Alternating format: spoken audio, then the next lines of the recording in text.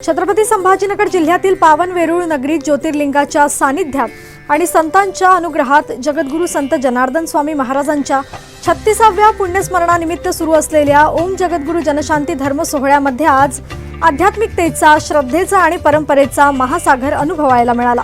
या धर्म सोहळ्याला आज विशेष अतिथी म्हणून महामंडलेश्वर स्वामी परमानंद गिरीजी महाराज तसेच संतश्रेष्ठ ज्ञानेश्वर माऊली, देवस्थानचे मुख्य विश्वस्त योगी निरंजन नाथजी यांनी उपस्थिती लावून सोहळ्याची शोभा अधिक तेजस्वी केली। स्वामी शांतिगिरीजी महाराजांच्या प्रेरणेने सुरू झालेला हा सोहळा संत परंपरेचे सामर्थ्य, गुरु शिष्यांच्या नात्याचा अनंत महिमा आणि समाजहिताची अखंड साधना यांचा भव्य संगम ठरतोय। यावेळी महामंडलेश्वर स्वामी परमानंद गिरीजी महाराजांनी भाविकांना संबोधित करताना सांगितले की गुरु शिष्य परंपरेचा खरा महिमा काय असतो हे जगद्गुरू जनार्दन स्वामींच्या कार्यात सहभागी झाल्यावरच समजते आणि मनाला स्पर्शून जाणारी अनुभूती मिळते। त्यानंतर योगी निरंजन नाथजी यांनी सुद्धा विचारांनी भाविकांना स्पर्शून टाकलं। ते म्हणाले, समाजासाठी खरे आध्यात्मिक कार्य करण्याची ताकद व्यवस्थापनात नाही तर त्यागात आणि साधुत्वात आहे। हेच विराट कार्य जगद्गुरू शांतिगिरीजी महाराज यांच्या माध्यमातून सुरू आहे आणि ते पाहणे म्हणजे एक चमत्कारच आहे।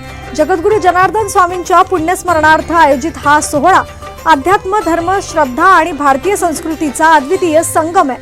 अशा पावन सोहळ्यात सहभागी होणे ही आमची भाग्याची गोष्ट आहे। भावना, भक्ती आणि परंपरेचा तेजाळ पूर्ण संगम असा हा ओम जगद्गुरू जनशांती धर्म सोहळा वेरूळ नगरीत हजारो भाविकांसाठी आध्यात्मिक ऊर्जा आणि आशीर्वादाचा झरा ठरतोय।